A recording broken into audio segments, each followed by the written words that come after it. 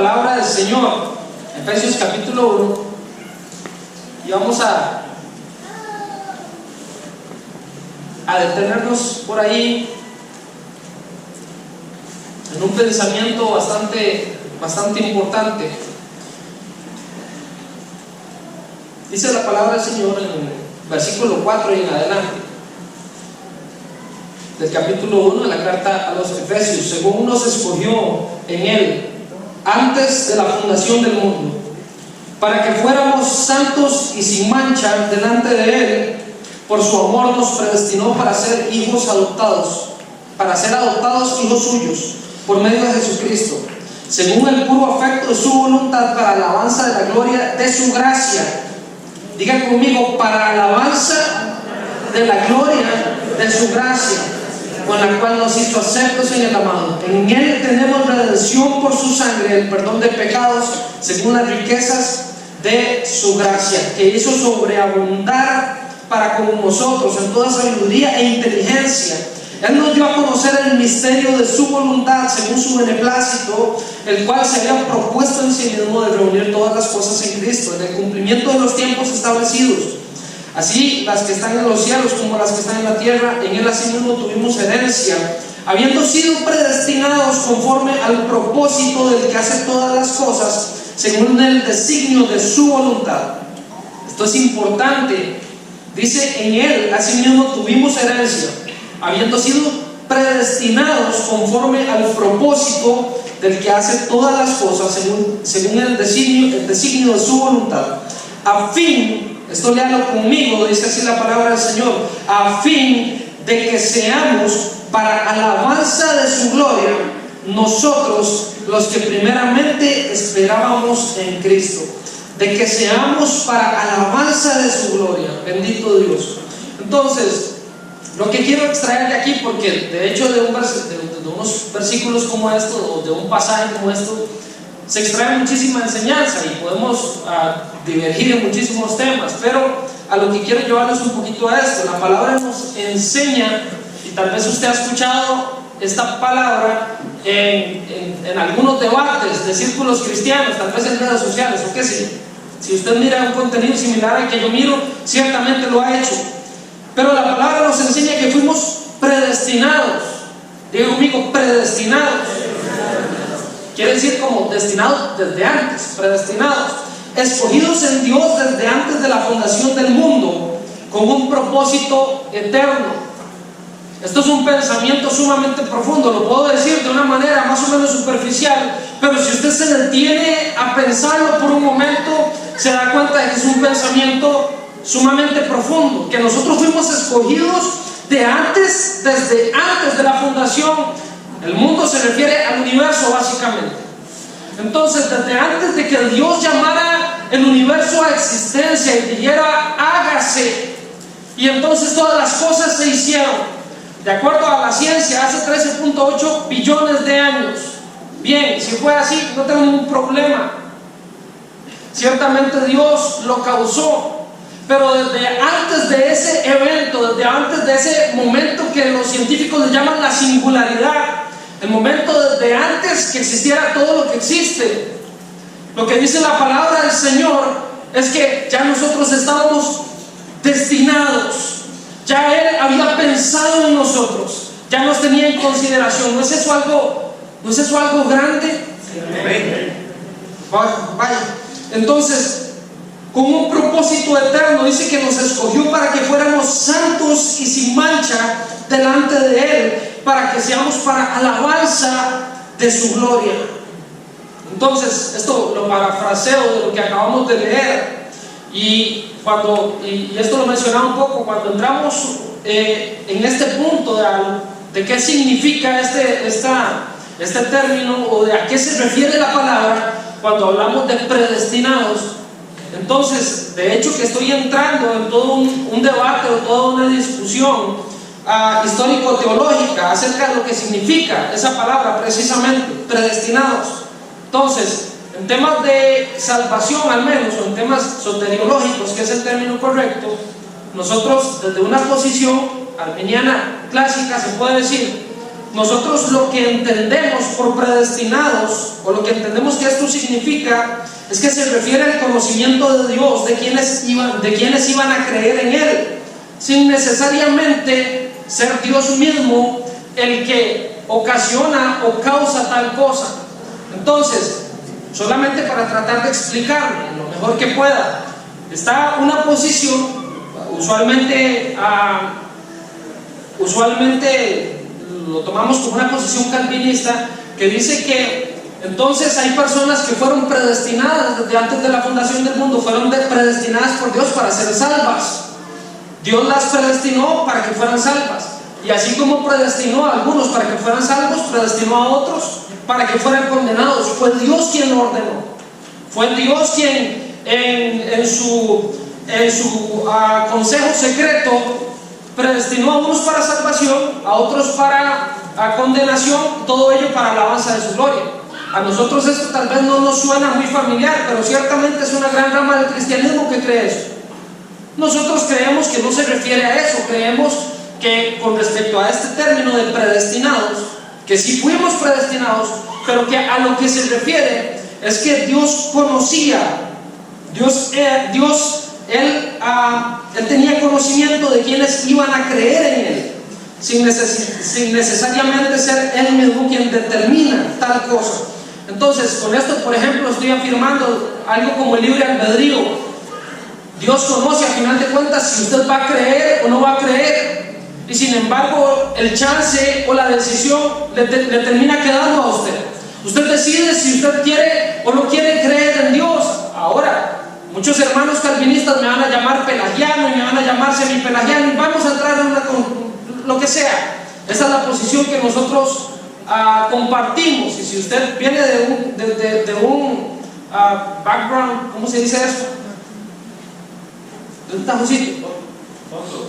Si usted viene de un trasfondo calvinista, entonces después conversa conmigo y ahí llegamos a alguna conclusión.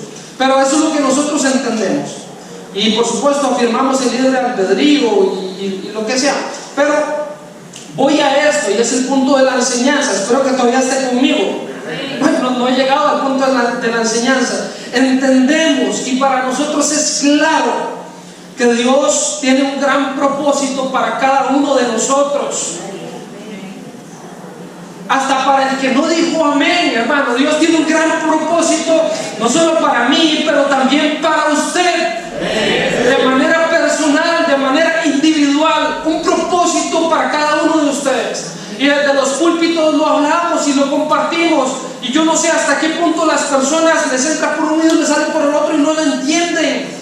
Pero si verdaderamente Dios me predestinó desde antes de la fundación del mundo, eso tiene que significar algo. ¿Qué vamos a hacer nosotros con ello? Bueno, a mí me parece que es un pensamiento muy maravilloso. Tal vez usted no entienda cómo Dios tiene un propósito conmigo, si me ve gordillo y si me ve como que me enredo las palabras o a veces se me olvidan.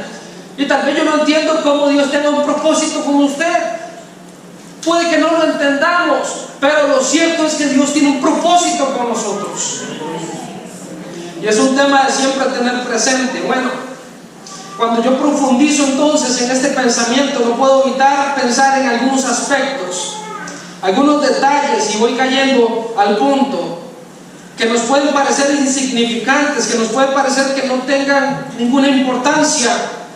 Detalles acerca de nuestra vida, situaciones acerca de nosotros, que pueden llevarnos a tropezar en nuestro cumplimiento de tal propósito.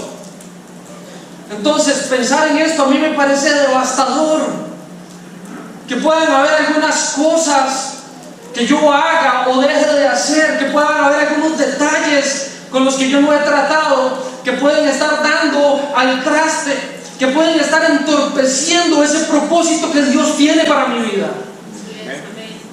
¿No sería eso, hermano? ¿No sería fallar el propósito? Fallar a aquello, fallar al blanco.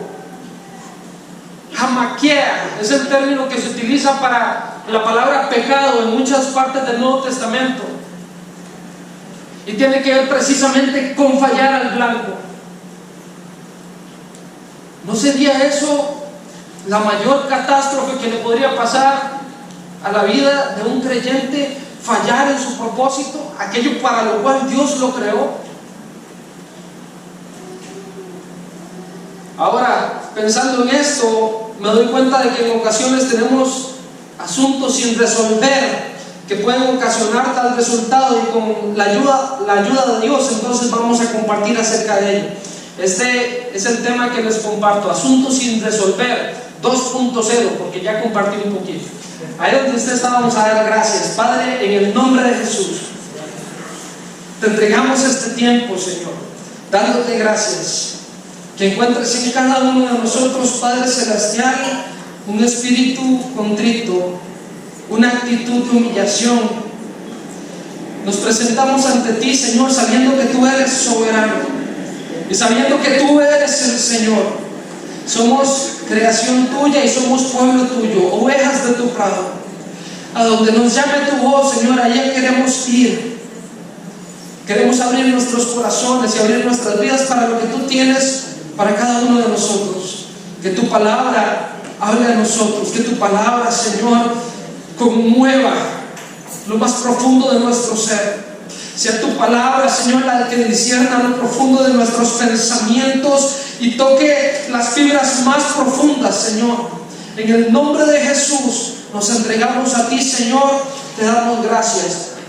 Amén y amén. Bien, nuevamente, hermanos, gracias por estar aquí. Muchas gracias. Me parece que hemos entendido la importancia de buscar siempre la presencia de Dios y estar en su casa. Me parece impresionante. No recuerdo otro año en que un cierre de año e inicio de año haya sido como el que hemos tenido precisamente en esta ocasión, de que la iglesia realmente, tal vez usted puede pensar, la iglesia no está llena, pero casi siempre pasaba, hermano, de que los hermanos se nos iban todos para la playa, entonces teníamos tal vez media congregación y así. Bendito Dios porque usted está en este lugar. Denle un aplauso al Señor.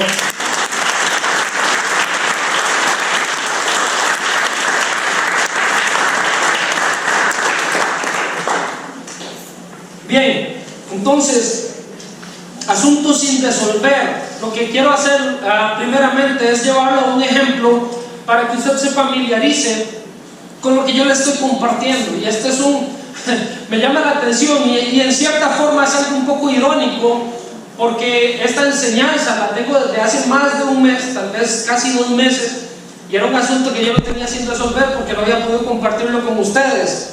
Entonces, ¿a qué me refiero con eso? Vamos a revisar un caso de un pueblo que fue una gran piedra en el zapato de los israelitas. Entonces, este es el caso de Amalek. Algunos estarán familiarizados con lo que les estoy compartiendo, otros tal vez no tanto. El caso de Amalek dice una enorme piedra en el zapato de los israelitas. Entonces, ¿qué sucedió con Amalek? ¿O quiénes eran? ¿Qué fue lo que pasó? ¿Cuál es Bueno, vamos a ver. Tenemos al principio, apenas Israel venía saliendo de Egipto, de su periodo de esclavitud. Ustedes recuerdan las 10 plagas y recuerdan el cruce del Mar Rojo y después el himno de victoria, ¿verdad? La canción, qué bonito. Inmediatamente después de eso, no había pasado mucho tiempo, pero en medio de que Israel iba en su éxodo, nosotros vemos, y esto está en el capítulo 17, y lo vemos del versículo 8 en adelante de Éxodo, que los amalecitas atacaron a Israel. Israel claramente todavía no era un estado, valga la redundancia, establecido. No estaban ordenados, no tenían un ejército, y todo fue en medio de una situación un poco caótica. Al no estar ordenados, al no tener un ejército, te das cuenta de que envían entonces a Josué a que se arme ahí. No voy a entrar en todo lo que sucedió. Y entonces Moisés sube, ¿verdad?, a una peña, y cuando él levanta su vara y levanta su mano, entonces los israelitas prevalecen. Y cuando se cansa, entonces los israelitas empiezan a perder. Y hemos escuchado un poquito la historia. El caso es que fueron los amalecitas los que atacaron a los israelitas en su momento de mayor vulnerabilidad, cuando estaban más desarmados, cuando estaban apenas saliendo, no se habían ordenado, y en ese momento los amalecitas atacaron a los israelitas. ¿Alguien puede preguntarse por qué o qué fue la cosa? Bueno, entendemos en parte que los israelitas iban con las manos llenas en realidad cuando salieron de Egipto. Ellos salieron con todo tipo de bienes de ahí. Los mismos egipcios le daban posesiones, les daban, se puede decir, tributo de oro y de todo tipo de bienes y de piedras preciosas para que los israelitas se fueran. Entonces puede ser una razón por la cual los atacaron. El caso es que lo hicieron. Pasaron algunos siglos y vamos entonces a Jueces, y esto lo tenemos en el capítulo 6 y el capítulo 7, y estamos en el contexto de los jueces. Entonces vemos que hay una confederación de pueblos que se levantan y entonces oprimen a los israelitas. Entonces Dios levanta a este joven más o menos no tan valiente, que se llama Gedeón, que en un principio empieza a poner todas las excusas, ¿verdad? Pero usted sabe también la historia. Resulta que aquella confederación de pueblos estaba principalmente compuesta por los madianitas, por los nuevamente amalecitas, y también la palabra menciona a los hijos de Oriente, que bueno, es un poco ambiguo ese término, pero lo que me llama la atención es que ahí estaban nuevamente los amalecitas. Y dice la palabra del Señor, o esta es la descripción que se hace, que cuando ellos venían, saqueaban la tierra, se llevaban absolutamente todo, saqueaban los sembradíos, el grano que ya hubieran cosechado, y entonces los israelitas básicamente se quedaban muriéndose de hambre, o muriendo de hambre, digámoslo así.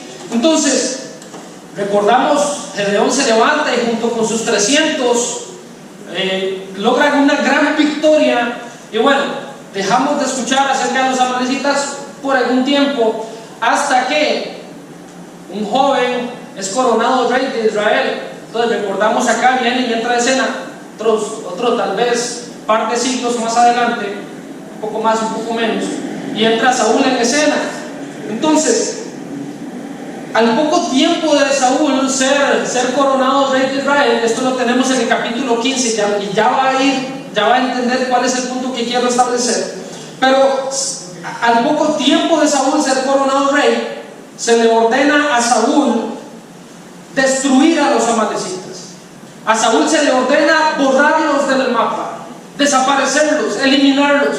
Alguien puede decir, bueno, ¿no es esta como una medida un poco un poco drástica de parte de Dios? Y después podemos entrar en todo tipo de discusión moral, y estoy completamente dispuesto a hacerlo después, porque no es el punto de la enseñanza. El punto es que a Saúl se le ordena erradicarlos, eliminarlos por completo. Esa es la orden que se le da a Saúl.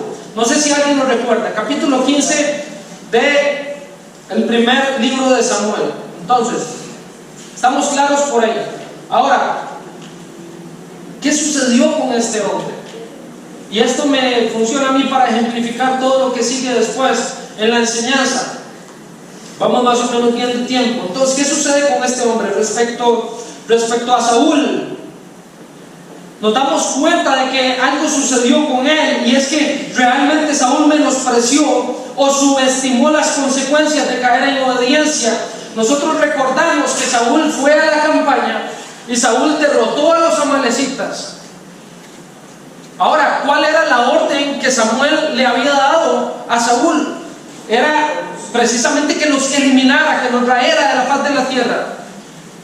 Y Saúl fue y ganó una gran batalla y los derrotó, y sí causó una gran mortandad en medio del pueblo. Pero resulta que Saúl se quedó viendo lo mejor del ganado y dijo, esto está como bonito, y se quedó viendo también a los dirigentes, a los reyes de los amalecitas, y dijo, esto como que me gusta a mí.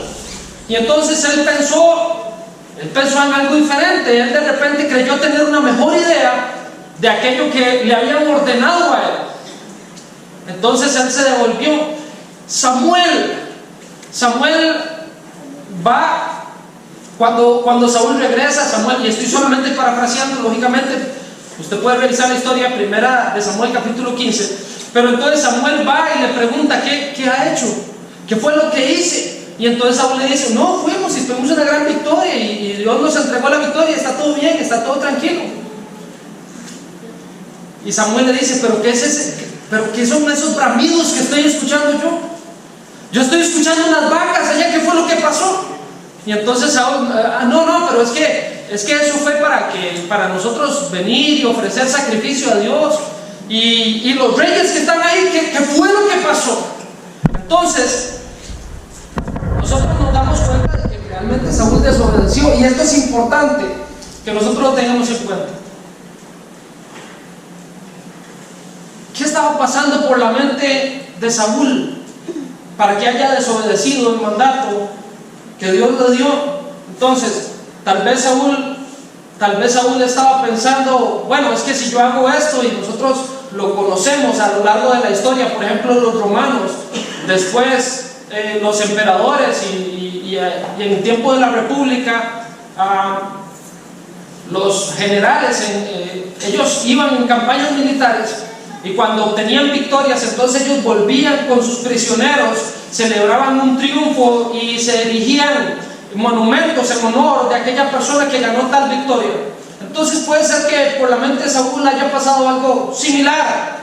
Él pensó, bueno, yo voy a volver con estos cautivos, voy a volver con el ganado, voy a volver con los despojos, con el botín, y entonces el pueblo me va a aclamar, y esto significa popularidad.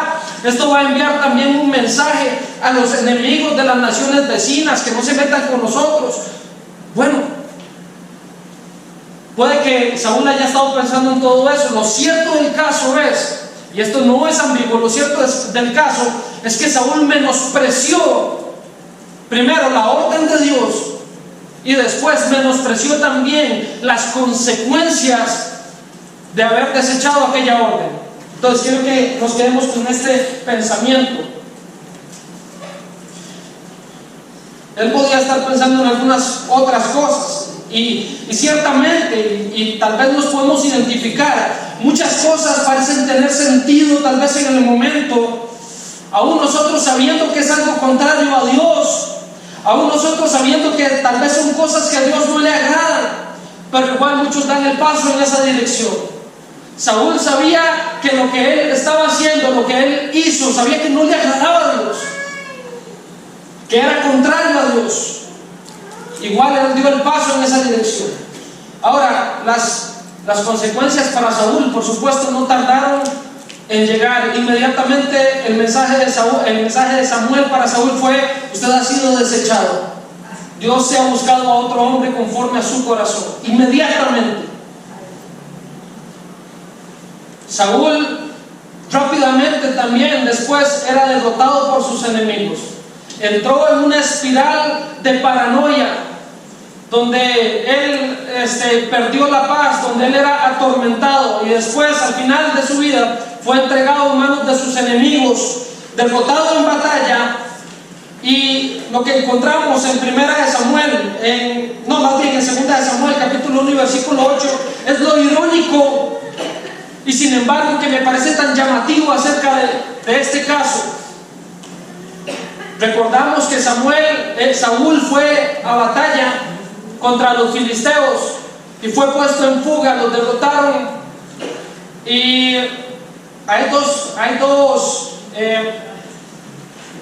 descripciones de su muerte. La que encontramos en Segunda de Samuel, en el inicio de este libro, es que un joven vino a dar la noticia de la muerte de Saúl, vino a darle la noticia a David, y él dice: Saúl, puesto en fuga y derrotado, él estaba inclinándose contra su lanza, pero no podía matarse, entonces yo le ayudé a quitar su vida. Lo irónico del caso es que tiempo después de que Saúl desobedeciera al Señor en eliminar a Amalek, era un amalecita el que venía a dar la noticia de su muerte. Usted puede leerlo en la palabra, 2 Samuel capítulo 1 y versículo 8. Fue un amalecita el que vino a dar la noticia de su muerte. Entonces, ciertamente, Saúl menospreció las consecuencias de lo que significaba dejar este tema de Amalek pendiente, dejarlo sin resolver. Bien, ahora, solamente era para tal vez familiarizarnos un poco con lo que quiero tratar respecto a nosotros, porque por supuesto el mensaje tiene que ver con nosotros, y es entonces ¿Cuáles son algunos asuntos que se suelen dejar, digámoslo así, debajo del tapete?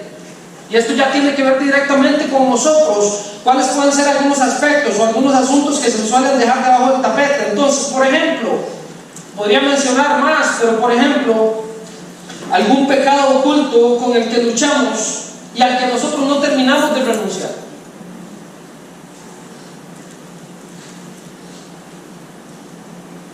Entonces, y es triste pensarlo en esta manera, pero ¿cuántos ejemplos conocemos? ¿Cuántos ejemplos conocemos? Pienso, por ejemplo, en adulterio. Hace un par de años fallecía por un cáncer en su columna vertebral uno de los apologistas más grandes que la historia de la cristiandad tal vez ha conocido. Una persona cuyos discursos y predicaciones tocaban las fibras más profundas del corazón. Para mí era un modelo a seguir y lo seguía y me encantaba escucharlo predicar. Este hombre era invitado a las reuniones de las Naciones Unidas, era invitado al Congreso de los Estados Unidos, viajaba por todo el mundo y todo ello lo hacía, por supuesto, en nombre del cristianismo. Habían pasado pocos días después de su muerte y curiosamente la muerte de ese hombre a mí me dolió sobremanera, porque era un ministerio impresionante. Pocos días después de la muerte de este hombre empiezan a salir alegaciones en contra de él, de que llevaba una doble vida, de que iba a lugares y entonces a los masajistas les hacía solicitudes indecorosas y vulgares, y se empezó a dar una investigación a profundidad acerca de la vida de este hombre y se llegó a la conclusión de que no solamente esas alegaciones, pero muchas otras eran ciertas. Este hombre llevaba una doble vida. Cuando iba a países como Tailandia, se quedaba solo allá meses y por supuesto contrataba prostitutas, tenía relaciones con otras mujeres en lugares como Corea, y todo eso salió a la luz. Rabí Zacarías se llama, para quien quiera buscar o quien lo conozca. Entonces, yo pienso en esto, porque ciertamente una persona que comparte tales palabras, una persona que es usada por Dios porque era usado por Dios, y sin embargo tenía asuntos en su vida que nunca trató, asuntos en su vida que nunca resolvió. Y sabe Dios lo que ha pasado con ese hombre, solamente Él lo sabe. Y solamente es un ejemplo que yo menciono. Y hoy a él podríamos recordarlo como uno de los más grandes evangelistas y apologistas de todos los tiempos, y sin embargo lo recordamos como una mancha para la historia del cristianismo, porque nunca pudo resolver asuntos que tenía pendientes en su vida. Y conocemos la historia de muchos hermanos que tal vez en algún momento se acercaron a Dios y trataron de buscar, y sin embargo seguían tal vez con prácticas de adulterio, algún vicio.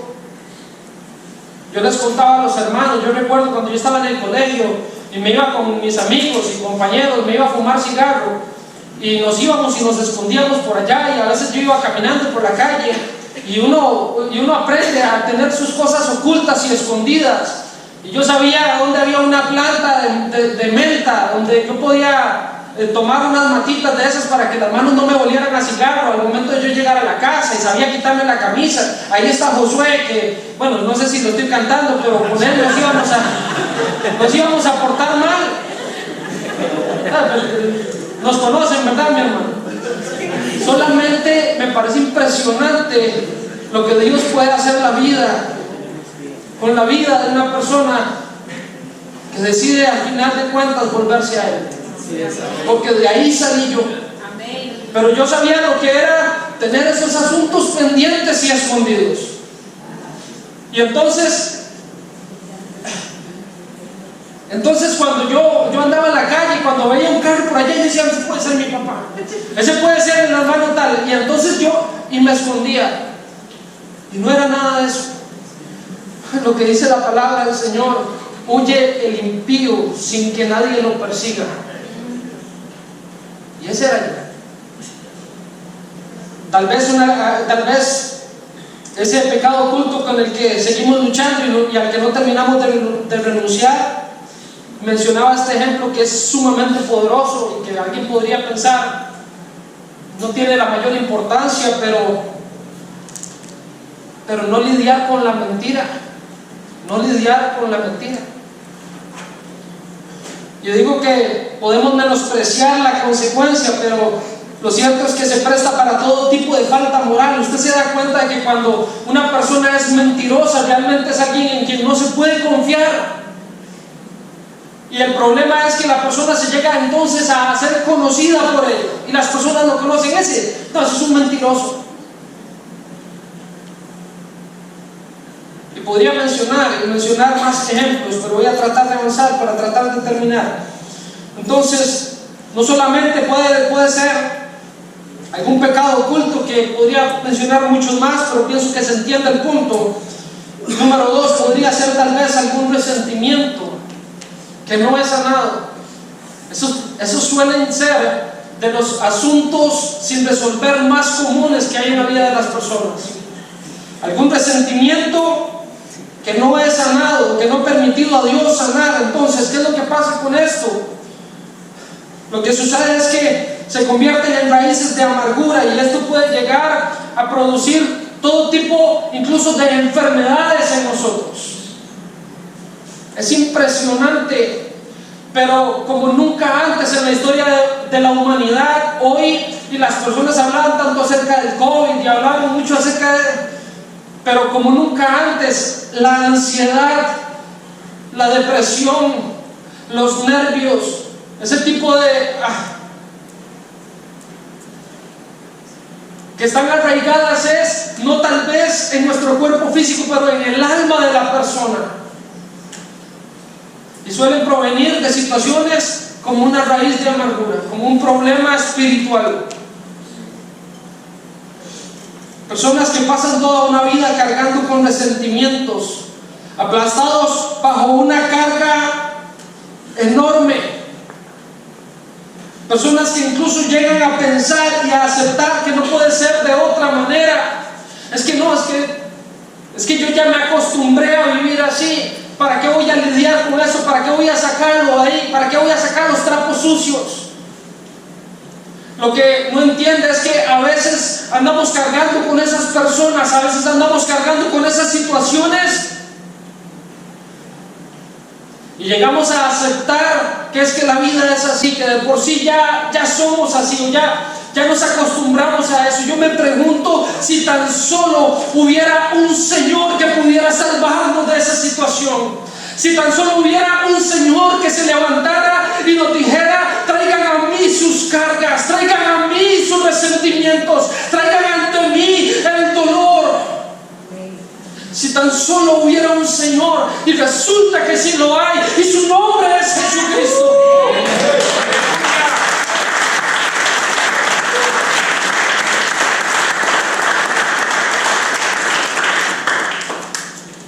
Muchos que llevan ese tipo de carga lo hacen pensando que no pasa nada.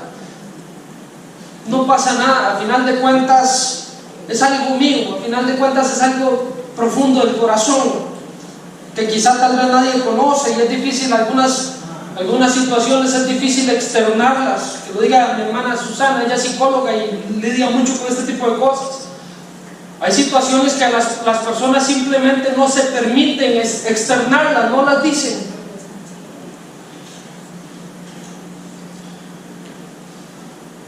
Hermanos, no menospreciemos las consecuencias de dejar esas cargas en nuestras vidas. No menospreciemos. Número 3, no solamente puede ser algún pecado oculto o algún resentimiento que no hemos sanado. A veces viene en la forma, esto de dejar asuntos pendientes, viene también en la forma de no resolver conflictos con otras personas. ¿Por qué? Hermano, porque qué fácil es a veces dejar simplemente las cosas sin resolver, sin hablarlas, dejar las cosas así. Hace relativamente poco, algo reciente, hablaba con una hermana porque habían pasado algunas cosas ahí. Yo prefiero, y yo esto lo entiendo, y de hecho lo compartí con ella, pero ella me decía, yo prefiero dejar las cosas así y no, que no se hagan problemas, y entonces nada más seguimos adelante, fue más o menos. Y voy por este otro lado.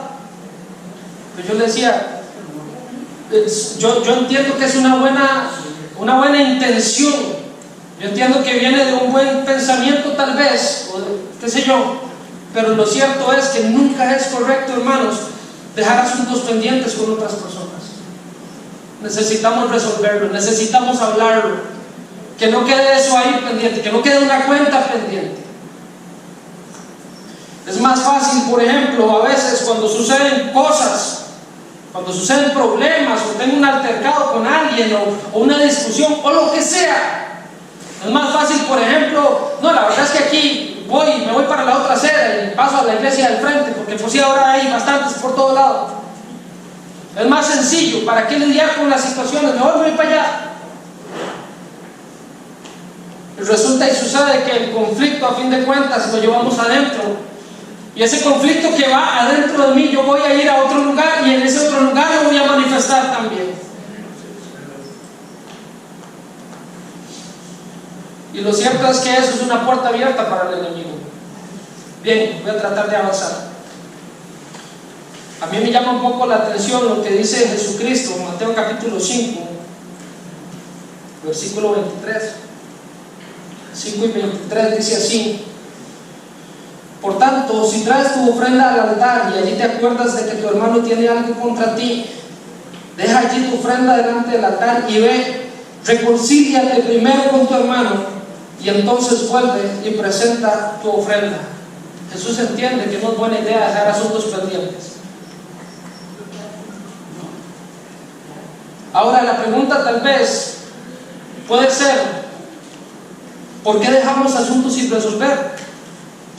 ¿Por qué dejamos, si resulta que a veces las consecuencias son serias, que lo son, y si resulta que son temas que debemos o deberíamos tratar, entonces, ¿por qué dejamos asuntos sin resolver? ¿Y por qué lo hace usted? ¿Y por qué lo hago yo? ¿Por qué dejamos asuntos sin resolver?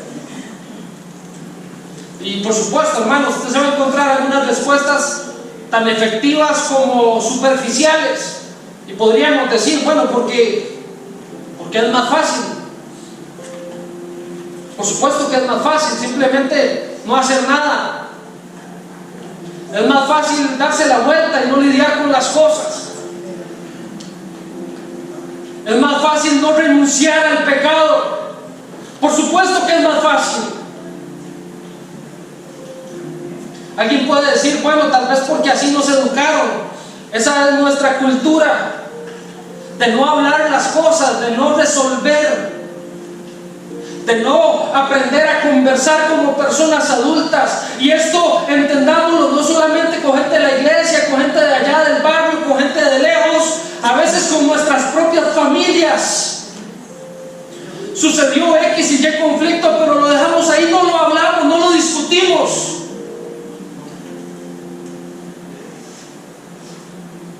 Simplemente cambiamos de página y seguimos adelante, pero resulta que el conflicto está ahí. Tal vez así nos educaron, o esa puede ser nuestra cultura, la de no lidiar con situaciones. Otra respuesta puede ser el bueno y clásico, porque simplemente no me da la gana. ¿Por qué no? ¿Por qué no lidiamos con situaciones? Porque no quiero. ¿Por qué no quiero? Ahora, como les digo, esas pueden ser algunas respuestas que pueden ser efectivas y sin embargo son muy superficiales, pero encuentro una relación directa y espero no perder su atención.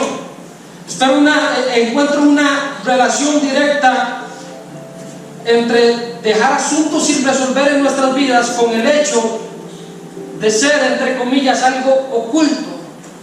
Algo oculto. ¿Qué? Bueno, vamos a ver a qué me refiero. Cada uno de los ejemplos que antes mencionaba tienen que ver con ello.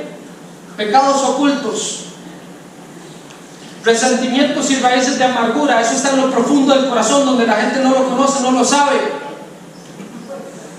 Entre comillas, clavos, digámosle así. Usted ha escuchado eso cuando dice: no, es que yo tengo un clavo con fulano. No, es que yo tengo un clavo por ahí, lo tengo, y ahí lo tengo. Clavos que tenemos con otra gente o que tengo con otras personas. Eso que tal vez la otra persona, el otro pobre cristiano, ni sabe tan siquiera que yo vivo resentido con él. ¿Y cuántas veces me he dado cuenta de eso? Uy, ¿usted lo ha escuchado, hermano? Es que yo como estaba resentido con usted. Y simple y sencillamente cosas que uno ni sabe. Bueno, cada uno de estos ejemplos tienen que ver con ser algo que está oculto, que está escondido. Porque a veces dejamos asuntos sin resolver. Tiene que ver definitivamente con un tema de que está escondido, de que no es visible muchas veces. Posiblemente pensamos que al ser algo que nadie más conoce, simplemente lo podemos mantener oculto, pero resulta y sucede, hermano, que nunca es una buena idea. No es una buena idea. Sí, es cierto, hermano, nadie está con usted ahí viendo lo que usted estaba mirando en ese teléfono.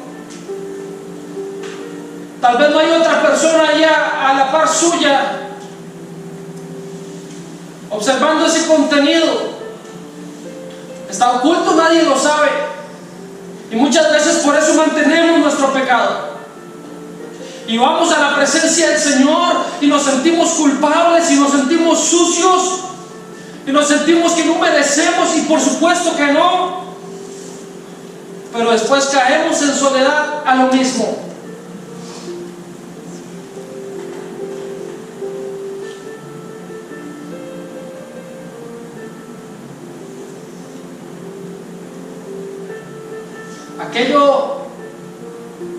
Aquello que rehusamos confesar, aquel dolor, aquel maltrato que tal vez alguien nos hizo y que definitivamente es algo que no podemos hablarlo, está ahí oculto. Aquella afrenta que tengo con aquel hermano, pero es que yo no puedo decirlo porque yo soy parte del ministerio de la iglesia. Dios guarde, yo a veces predico, yo a veces toco un instrumento. ¿Cómo se va a dar cuenta la gente de que yo me llevo mal con X o yo, de que no me lo soporto?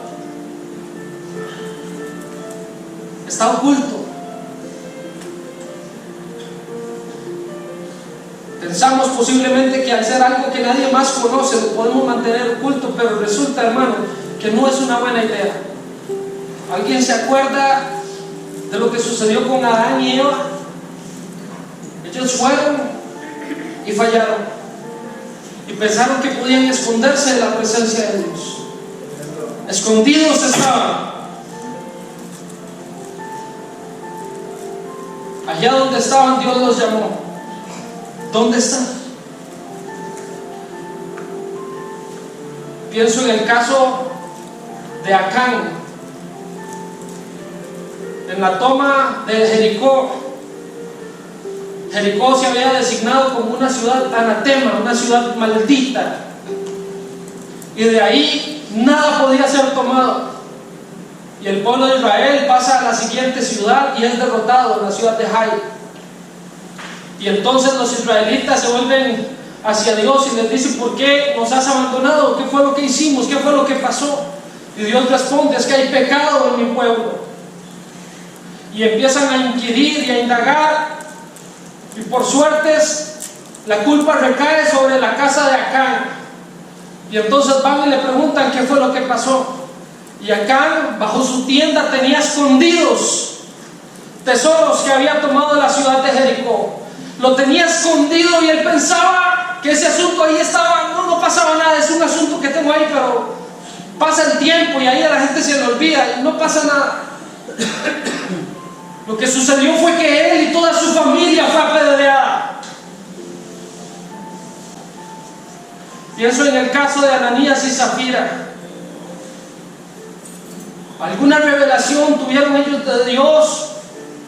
De que querían traer de la presencia de Dios y querían traer para la iglesia y donar parte o donar lo que ellos decían era un dinero correspondiente a una propiedad que habían vendido y que lo traían todo. Pero para ellos, en sus adentros, en lo oculto, ellos estaban dejando parte del dinero. ¿Por qué? Me pregunto yo. ¿Por qué no podían llegar y decir: vendimos una propiedad, traemos una parte del dinero, aquí está, y ir con la verdad? Pero ellos dejaron oculto dentro de sus corazones y dijeron: aquí está todo. Y Pedro le dice a este caballero: ¿por qué le mientes al Espíritu Santo? Y ahí mismo cayó muerto. Resulta, hermano y hermana, que nunca es una buena idea dejar las cosas ocultas, porque al final de cuentas, ante Dios no podemos. Ante Dios no podemos. Así es, amén. ¿Podemos ocultar nuestras situaciones internas a los ojos de las personas? Por supuesto que sí. Usted puede pasar toda su vida con asuntos pendientes sin que nadie más se dé cuenta. Y usted puede ir y venir y puede engañar a su familia, puede engañar a sus hermanos, puede engañar a los pastores, puede engañar a todo el mundo. Por supuesto que puede hacerlo.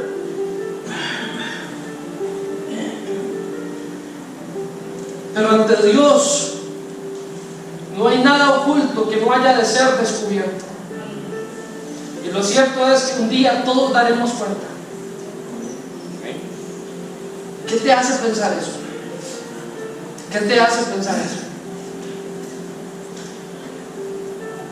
Voy terminando. Encuentro entonces, hermanos, que debemos ser diligentes en atender en nuestra vida aquello que sabemos nos está trayendo problemas.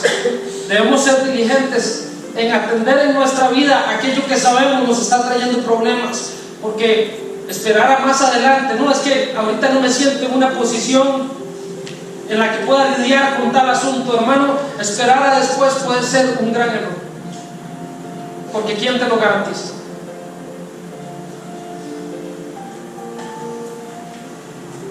Un detalle que puede pasar desapercibido respecto a este tema que les estoy compartiendo es que se trata de obediencia. No parece obvia la relación, pero se trata de obediencia.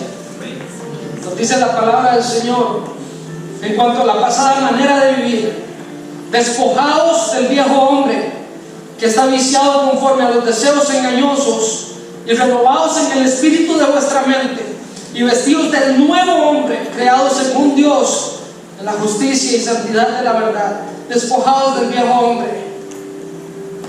Efesios 4, 22 al 24. Eso realmente no es una sugerencia de parte de Dios hacia nosotros. Y vuelvo y repito, nosotros sostenemos y afirmamos tal cosa como el libre albedrío. Dios nos da a nosotros una orden. No es el pastor Roger y por supuesto que una denominación X o Y. Es la palabra del Señor. Pero usted decide qué es lo que usted va a hacer.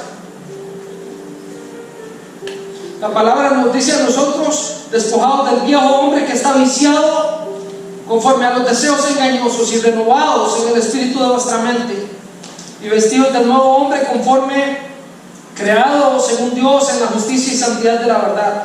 Entonces vemos esto.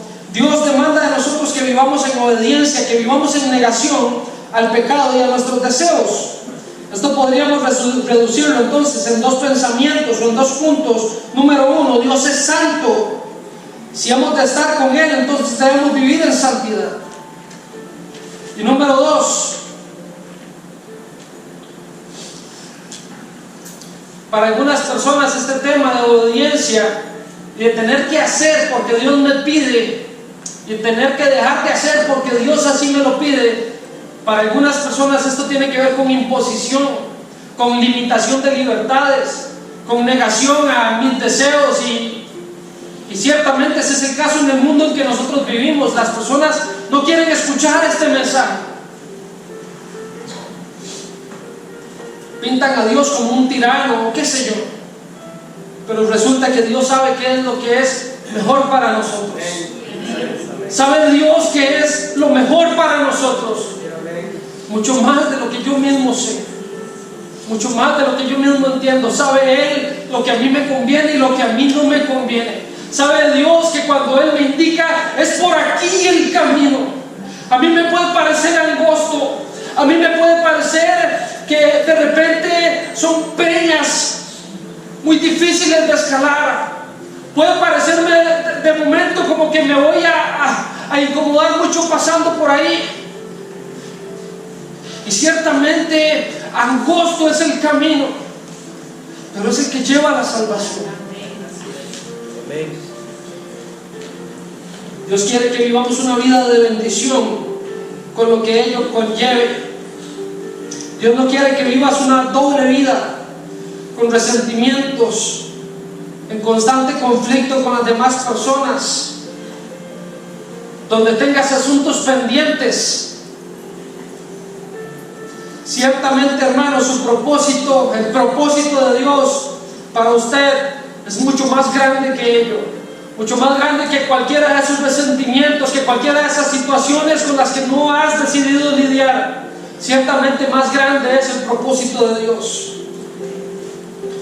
Cuando yo vuelvo a retomar el tema de este ejemplo de Saúl, asuntos pendientes, me parece impresionante pensar que las consecuencias sobrevivieron a Saúl siglos. Por Saúl no haber lidiado con esta situación de los amalecitas, por él haber dejado asuntos pendientes, las consecuencias no solamente lo alcanzaron a él, pero alcanzaron siglos después de él. Vemos en la corte del rey persa a un hombre confabulando y haciendo planes para exterminar a todos los judíos. Ese hombre se llama Amán, o se llamó Amán.